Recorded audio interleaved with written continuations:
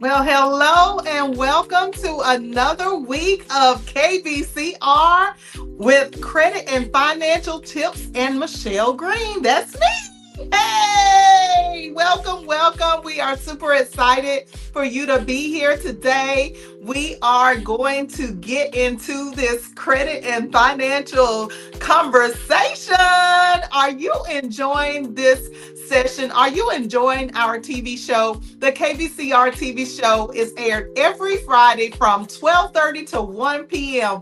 and where we discuss all things credit, all things finances, because I've been a financial advisor for over 30 plus years and I've been in the credit industry for a little longer than that. So listen, we are going to talk about every single week something that will benefit your life, your finances, your credit, and get you to the next level. Hey, hey, we are so excited. So, listen, today we are going to be talking about why our money is not moving from the perspective of credit and finances. So, in today's session, what I would like to do is start out as we always do to explain what credit is. Credit is the ability for you to be able to borrow from a bank or a credit union more money than you actually have for a item that you need or an item that you want. That's right. You be able to go to a bank or credit union and borrow the money from someone from a bank or credit union, and in exchange, if you don't have all the money, then guess what? You be able to be get the money, a large lump sum of money, so that you can go out and buy a house and buy a car and do the things that you really want to do. So, in today's session, we are going to jump into the subject matter of why your money ain't moving. And with us understanding the fact that credit is something that we all need, understanding that there is always going to be the situation where we arise after high school, we are rising to our 20s, to our 30s, and we are in the mode of, okay, well, how can I be able to take care of myself? So if we start just from that angle, and we're looking at the teenager, we're looking at the one that is coming from the angle of, I am new to this whole financial game. I don't know anything about credit. And what am I supposed to do? The first thing that we need to understand is that we got to have credit in order for us to be able to sustain our life. So that's why it's so important that every single week we go through and understand what credit is, because without credit, we wouldn't be here. Most of us wouldn't have the things that we have. We wouldn't be able to do anything, because who can pay for a house straight out of college full price outright? Who can pay for a vehicle totally straight out of high school? Nobody, because we don't really have the money set aside. And the problem is, I'm not gonna say nobody. I take that back. Let's retract that statement. There are people in the world who have prepared their children that as they are born, before they are even born, that they have set aside funds for their child or their children to be able to have a large lump sum of money, that when they graduate from high school or they graduate from college, that they are able to really be able to go out and buy a vehicle without having to finance it. They are able to go out and purchase a home without having to finance it. That is a possibility. So I want to retract that statement. I'm not going to say nobody, but a majority of us did not come from households where we were able to go in and into an account and pull out millions of dollars so that we can go and purchase our house or purchase a car or be able to go and buy the amount of clothes that we need because we've outgrown our clothes, right? Or to be able to take care of our basic necessities, which are our food, water, and all of the things that we need for grooming, et cetera, et cetera, et cetera. So, what I want us to understand, that as we go into this conversation about money and the fact that our money is not moving, the one thing that I want us to really begin to think about is the fact that money is an exchange. It is a trade. It is a currency. So, what does that mean? Is it means we are supposed to always understand that money is going to be shifted around. It's going to be moved around. We need to understand that our money is not supposed to be sitting still. Okay. So, in order for that to take place, what we got to get into our finances and get into our minds is that we have to understand that we're going to pay bills. We are going to have to pay for the things that we have financed, right? And we're also going to have to set aside some cash so that we understand that when that emergency pops up, that we are not left holding the bag and trying to figure out like where I'm going to get some money from, and I don't have any credit and I don't have any finances. So I'm just working this job and I just don't know what to do in this scenario. So we don't want to continue on with that kind of situation. We don't want that to be your issue. So how can we overcome? And first, what is it that really it takes in order to keep the money moving? All right, so let's talk about some things that are going to stop the money from moving. So first of all, we don't really prepare. I think that in the financial and credit industry, we tend to think about money being stacked. Okay. We think about let's get this money stacked up to a level where we have so much money that we ain't got to worry about a thing. Okay. That we're just going to look at this money in our bank account and we're going to hold on to it for as long as we can. And it's not going to do anything. It's just going to sit there. Where money sitting does not grow. And what I mean by that is that one of the things that we fail to really understand about money, number one, is that it's supposed to be moving. It's supposed to be exchanging. It's supposed to be interchanged into different hands, shifting, going forward, always in an upward spiral, growing, expanding, getting bigger, having more. And then we don't really understand that when we talk about money, being moved, we don't understand that we are supposed to be disciplined enough to make sure we got a nice little stack set aside so that we can get that money moved from one bank account to an investment of some kind. We don't understand that we were never designed to earn money and just sit on it. We don't understand that we were never designed to just make money and not have any responsibilities or obligations. So, some of the things that we struggle with when it comes to our finances and with our credit is that we have a struggle based thinking. We have a struggle based thinking. And what am I saying? How many households have you been in where everybody's talking about, I don't have enough money?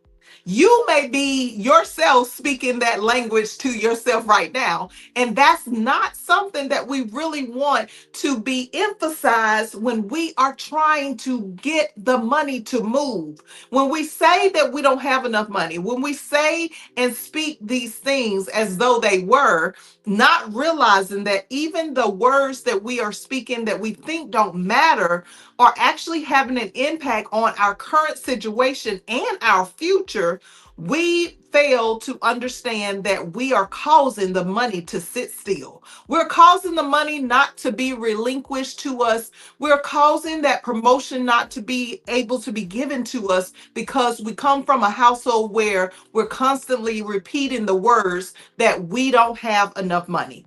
I don't have enough money to pay the bill. I don't have enough money to take care of the house note. I don't have enough money to pay the rent. I don't have enough money to pay the car note. I don't have enough money for groceries. When you say that you don't have enough money for an item, then you are stagnating your money. So why is the money not moving? Because of the words that are coming out of your mouth. Okay. So we got to change our language. We got to begin to understand that we cannot, even if we have inherited a struggle based type of thinking, a mindset that we're always going to be in the struggle, and that our conversations things are okay to have because that's what everybody's talking about. How bad the economy is, how the job is not paying enough money, how we don't have a savings, how we are sitting in situations that we could change, but because we are speaking something that is opposite from what we actually have in real life and in our future, we cause our money to stay stagnant. Okay, so let's just realize that our mindset is the number one reason why our money is not moving. So let's change our language. Let's change how the way we talk.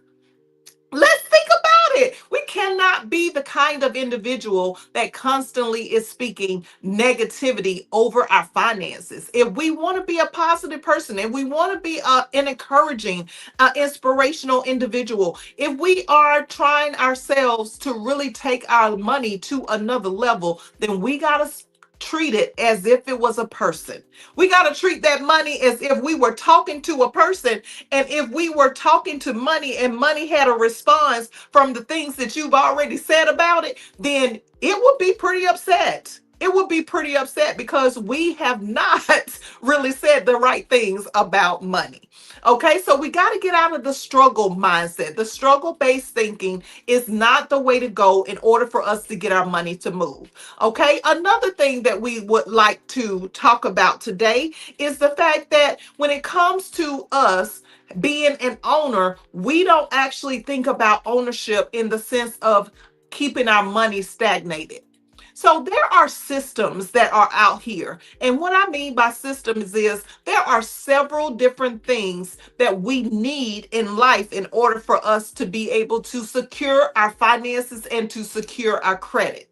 Okay? But the systems are in place so that we can stay in the cycle of not being owners. When you are not a owner, when you don't own a house, when you don't own a car, when you don't own your own ability to be able to do your own thing, then what happens is that keeps your money stagnated. It limits your money from being able to grow. It stops you from being able to move in a way where the money is moving with you. So you may have gone to school and gotten an education, but you're trying to figure out like why you can't find work in the field because there's no ownership to it. So when you graduate from high school, from college, from having a PhD or master's degree or whatever it is, then you got to understand that you got to have ownership in what it is that you are. You got to have ownership in the thing that you have been educated in, and you have to have ownership in the financial industry of what it is that you need in a basic level of necessities. So we got to change the way that we think. Most of us, when we graduate, we don't even take ownership in the fact that this is our education. This is the thing that we have went to school for. This is the thing that we have received a degree in, and we don't really take ownership that we really know this. So there is a breakdown of ownership in our confidence, in our identity. So we think that we don't have the rights to actually go forward and take ownership of what it is that we have been going to school for, what we have spent our hard earned dollars and our hard earned time and energy that we cannot get back. We don't take ownership of understanding that this is our right to actually be working and earning a living in the field for which we have been educated in. We don't take ownership in that. So we got to get out of the mindset that we cannot be a homeowner. We got to get out of the mindset that we cannot own our vehicles outright. We got to get out of the mindset that we cannot own the loan that we had to borrow. So what am I saying? I'm saying as it relates to credit and money, to get our money to move, we got to get into a mindset that we can own or pay off all of the things that we have accrued over time. So whether that means that you have a credit card that you had to use for an emergency purposes, let me just say that credit cards are not designed for emergency purposes. So why do you have the mindset that you cannot own that credit card and pay it off and begin to manage it the way that you are supposed to manage it? See, our money not moving gets us to a place with the credit card where we max out the limit, where we extend our credit beyond what they have given us. And then we take on this mindset that I'll just always be in this type of I'll always be in this type of debt for the rest of my life. No, we got to change and shift to a mindset of ownership to get that money to move. So, what do we got to do? First of all, we got to make sure that we are securing the income. So, where are you working? Can you change jobs? Can you add an additional job? Can you go into business for yourself? How much is it going to cost you? Why is it that we decide that we don't want to look at exactly the reality of being the owner of our cards or our loans? Why is it that we decide that we can't pay off the debt that we committed to at the very beginning? See, we got to get into a mindset of ownership. We have to decide that I am going to own this thing. I'm going to own a house. I'm going to own a vehicle. I'm going to own my loans and make sure I pay everybody back, because guess what? The word of God says that we are wicked, those of us who take on debt and decide that we don't pay it back. That's what the word of God says. Now, if you are a believer, if you are a believer of any divine entity, listen, you got to know that that is something that is very significant. For us to decide that we're going to just continuously accrue debt and we're not going to take the ownership of being responsible and paying off the debt, paying off the credit card, paying off the mortgage, paying off the vehicle. Who said that it was impossible to do that? Have you ever looked at a budget that will help you to get to the point where you would be able to take care of an entire mortgage? Have you ever sat down and thought about how it's going to look for you to pay off an entire vehicle? Have you ever sat down and looked at your credit report to see exactly what you have accrued over the lifetime of you having credit, to see exactly how much you need to pay out in order for you to clear your name and be the rightful owner of your money, so that that money can begin to be released to you and move? So that is a second thing that we are doing to cause our money to stay stagnant, is that we are not owning our stuff.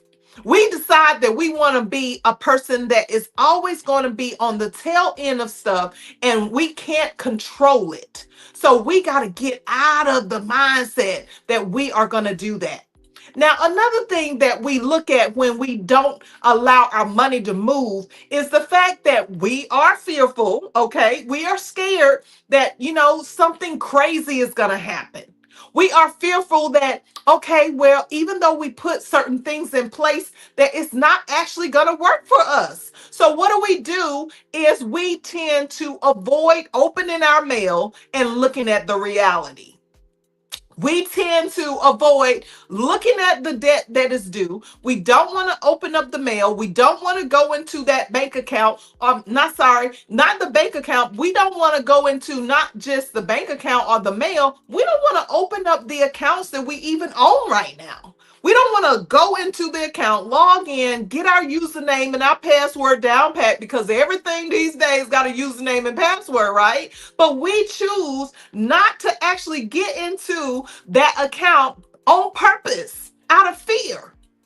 So what causes our money not to move is the fact that we are deciding that we're going to allow fear to take over. We're going to allow the avoidance of financial awareness to take place in our life that's going to paralyze us to stop allowing our money to be moved. So what am I saying? I'm saying that when we look at the bottom line of our money being moved, in order for us to consistently have a flow with our income, have a flow with our finances, have a flow with our credit, and keeping our credit scores up really high, that we got to come out of avoiding looking at what it is that we owe. We got to come outside of that. We cannot allow fear to block us from opening up our mail, from going in, logging into that account, from making the excuse that I don't remember my password. I know y'all say that out there. I know you say it. I don't remember my password, so I'm just not going to go into the account, and thinking or assuming that the longer that you don't look at the account is the longer time period that you got to avoid paying the debt or paying the bill. So what we got to do is we got to shift our mindset. We got to change the thoughts that are around us, stagnating our money from moving. Because see, the money not moving actually equals to us not leaving a legacy. See, there are things that we got to understand. We have to understand that with our money being moved, we got to earn the money. Then we have to take care of the responsibilities that are necessities. Then we have to take care of the responsibilities that are debts that we did not have enough money to pay for. So that's the whole purpose of us getting credit in the first place. So what did you finance that you decided that, okay, well, I'm just going to stop paying them? When you stop paying them, you're choosing to stagnate your money. You're choosing to stop your money from flowing. You're choosing to decide that, hey, I'm not going to do what it takes in order for me to keep earning more and more money. So I'm just going to cut it off at the head. I'm just going to stop doing anything with the account, and I'm just going to let it be there. Now, that's what Kingdom Builders Credit Repair is here for, to help you to dispute negative items on your credit. And we can help you in that sense, but we can't help you overall with a continuous mindset if you choose that you're just going to keep repeating the same cycle. See, you got to change the mindset of what it is that you got to do. So after you get into the credit arena of where you're going to decide, I'm going to pay this debt back. I'm going to stop saying that I'm going to leave this account alone and I'm going to ignore it. I'm not going to call these people. I'm not going to make any type of arrangement. I'm not going to do things that I need to do. Then you open up a different realm of your money being moved. And what I'm talking about is now you can begin to get your taxes in alignment. Now you can begin to, if you want to give to people, if you want to give to someone that is lesser fortunate than you open up a avenue for you to be able to move money in places that you never were capable of before, by just being disciplined with looking at what it is that you were previously avoiding. Okay, where you're looking at the reality of what it is that you are supposed to do with your finances. Okay, and now you're opening up the taxes, you're opening up the ability to give to others, to give to charity. Now you're also opening up the opportunity for you to secure your finances with insurances. Do you have life insurance to make sure that if something were to happen to you or a family member, do you have enough coverage that your income would be replaced? Do you have enough coverage that the person who you're possibly depending on right now for income, for money to be moved, or would you be in a better situation, the same situation, or a worse situation if they were no longer here? So did you know that I myself am a producer? I can actually write insurance. Did you know that? So what I'm saying is, as a financial advisor, if you're tired of your money being still, you got to begin to release the fear. You got to let go of being afraid and look at the truth and stop avoiding what is the truth. You got to stop avoiding your finances. You got to stop avoiding your credit. You got to stop avoiding the mail. You got to open up the account and stop talking about you can't find that password. Okay, the next thing that we're looking at is the fact that after you have gotten your taxes taken care of. You're generous. You're giving to people that are less fortunate. You're helping out your community. You're taking care of mom and dad. You're taking care of auntie and uncle. You're not allowing your family name to go down. Okay. After you have done that, and you have taken care of all of your insurances, not just your life insurance, your health insurance, your car insurance, and all of that, all the house insurance, everything. Okay, you got to take care of your life first and make sure that is most important, because the problem with money is that most people tend to have financial setbacks because they were not prepared for a loved one that passed away.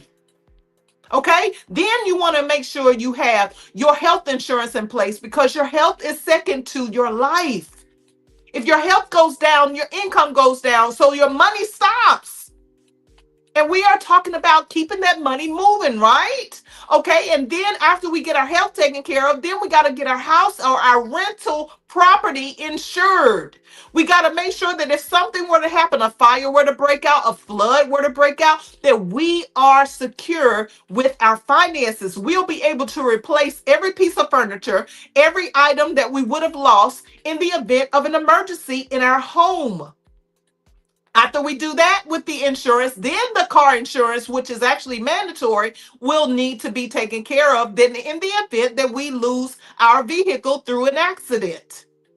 Okay, so those are the ways that we got to begin to move our money. We got to think about what is important for our finances, for our credit. Then the next thing we got to do after we get those things in place, guess what? We begin to build wealth. We build wealth through investing money. We have to start with the discipline of saving money. So, how do we keep our money moving? Is the fact that we are actually going to start discipline ourselves from going to the store and buying the little knickknack stuff. You know what I'm talking about. Buying stuff that we really don't need. Buying stuff just because, maybe our neighbor, our family member, our friend said that they went and saw something on sale. Buying something just because and not really having a need for it at all. Not even something that we even want, just wasting money on things just because we are trying to keep up with whatever somebody else said was a good deal. We got to go into saving money, and that will release our money to really begin to move when we get to the level where we are not holding our money and wasting it on things that are not necessary and things that we don't even desire. So once we get into that mode, guess what? We are able to increase in investing money. We start out with what we call saving money. And once we save the money, it means that we're putting the money away in a high yield savings account or some other type of investments that's going to give us a return on the money that we're saving. When I say return on the money that we're saving, I'm referring to what we call compound interest. Oh, yes. As a financial advisor, I teach my clients how to invest money. But if you are a client and you haven't gotten to that stage, let's look at the other things that we just talked about. We got to get you to a place where you are investing money, not just a high yield savings account, but we're talking about mutual funds, stocks, and bonds. We're talking about being able to get a high interest rate, just like you're charged a high interest rate on the debts that you have right now that you chose not to look at. Okay, so in order for us to really begin to accrue wealth, then we transfer from investing money into let's prepare trust funds. Let's prepare being able to put our money in places where we can have what we call intergenerational wealth. Intergenerational wealth is wealth being passed down not through your family only, but through a whole community, through a whole city, through a whole state.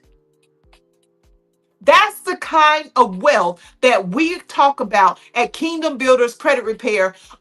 We talk about accruing for you. So let's get our money to move it.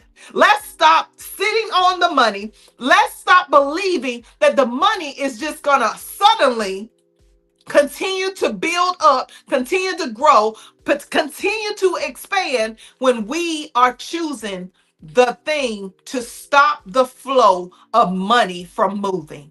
If you have learned something today from this KBCR TV show, listen, go ahead and drop your comment below. Let me know exactly what you obtained from this message today. Also, make sure that you are subscribed to the Kingdom Builders Credit Repair YouTube channel. Go right now, stop hesitating. Go tell a friend that they need to get in on these weekly messages around finances, around credit, and all things. I'm trying to tell you, all things money. Okay, make sure that you also share this with someone that they don't know anything about finances. We got young people that need to understand how credit works. We got young people who need to understand how finances work. We have people that are in desperate and dire need in this situation where we need to educate them. And that's why we created the KBCR TV show.